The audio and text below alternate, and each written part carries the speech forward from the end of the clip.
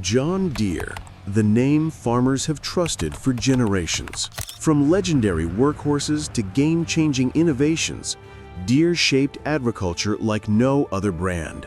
But not every tractor with the green and yellow badge was a winner. Some were bold, powerful, even ahead of their time, yet they flopped hard. Today we're counting down 10 John Deere tractors that looked great but failed, and the surprising reasons why. Number 1. The John Deere 8020. Launched in 1960, it was Deere's first step into the high-horsepower 4WD market. It packed a massive Detroit diesel 671 engine, pushing 215 horsepower, unheard of at the time. Its articulated frame made it maneuverable, and it could pull heavier implements than almost anything else. On paper, it was farming's future. But in reality, the timing was all wrong. The market wasn't ready, and John Deere sold only 100 units before pulling the plug. Those who did own an 8020 still praise its durability.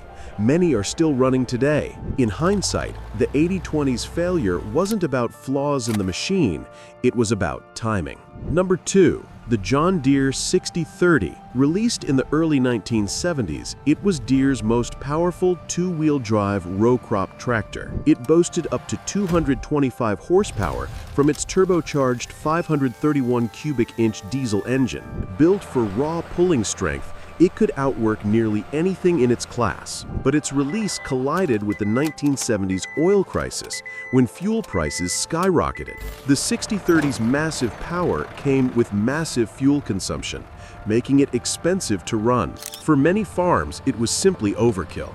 Smaller tractors could do the same work with less fuel. Custom operators and big acre farms loved it, but it never found a broad customer base. Today, the 6030 is a cult classic among collectors, but in its time, it was just too much tractor. Number 3. The John Deere 4320. Think of the 4020 as John Deere's Beatles, iconic and beloved. The 4320 was like the talented side project, essentially a turbocharged 4020 with more horsepower and torque. It kept the reliability and versatility farmers loved, but with extra performance for tough fieldwork. Unfortunately, the 4320's production run was incredibly short. Just 2 years later, Deere introduced the 4430 with the revolutionary SoundGuard cab. Compared to the comfort and modern styling of the 4430, the open station 4320 suddenly felt dated. Most farmers skipped the 4320 entirely,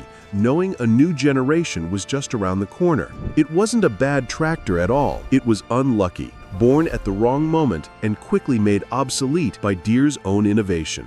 Number 4. The European-built 5000 series. In the 1990s, Deere designed these compact tractors for vineyards, orchards, and specialty farms. Agile and fuel-efficient, they thrived in Europe's small fields, but in North America, they struggled. In Europe, the 5000 series found its audience, but in North America, most farms needed bigger horsepower and larger implements. The compact size that was an asset overseas looked like a limitation in the US and Canada. Parts and service could also be a headache since these tractors were built overseas. The tractors themselves were solid, but they were the wrong product in the wrong place. Number 5. The John Deere 1130 and 1630. Built in Germany in the mid-70s, they were compact utility tractors for mixed farming and municipal work. They offered good ergonomics, visibility, and reliable diesel power, making them excellent for loader work and mowing. In Europe, they sold steadily,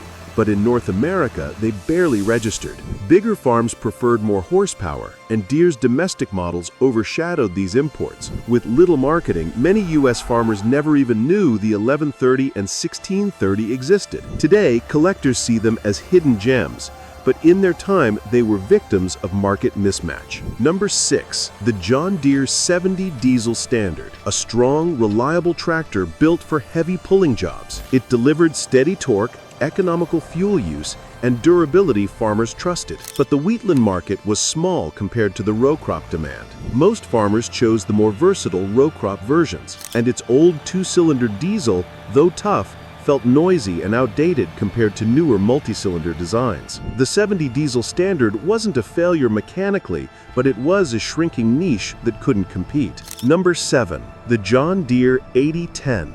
Deere's very first articulated four-wheel drive tractor. With 215 horsepower and the ability to pull huge tillage equipment, it promised unprecedented productivity. But serious transmission problems plagued it, forcing Deere to recall all 100 units. They were retrofitted and rebranded as the improved 8020, but the 8010's reputation never recovered. Number 8. The 8430 four-wheel drive. By the mid-70s, big tractor demand was heating up. With 275 horsepower, a turbocharged six-cylinder, and a comfortable cab, it was built for big acre farming, but overheating issues and heavy work dented its reputation. Its fuel consumption was also higher than many farmers liked. Some owners swore by it, but others walked away, and sales never reached their potential. The 8430 could have been a star, but early missteps kept it from true success. Number 9.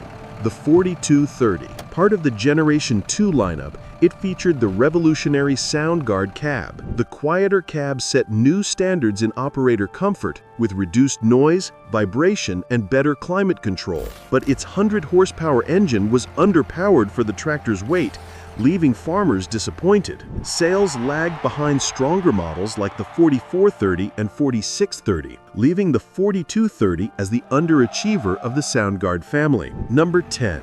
The John Deere 500 Industrial. Deere's attempt to break into the light construction market. Based on farm tractor technology, it was rugged and easy to maintain. But against Caterpillar and Case, it was dismissed as just a farm tractor in disguise. Too light for serious construction, it never captured the wider market. The JD 500 showed Deere's ambition to diversify, but also the challenge of taking on specialists. These tractors prove that even the biggest names in farming can stumble, but they also show that failure often paves the way for the next big success. Which of these tractors do you think deserved a second chance? Tell me in the comments below, and if you enjoyed this deep dive into Deere's history, hit that like button, subscribe, and turn on the bell so you never miss another ride through farming's legends and flops.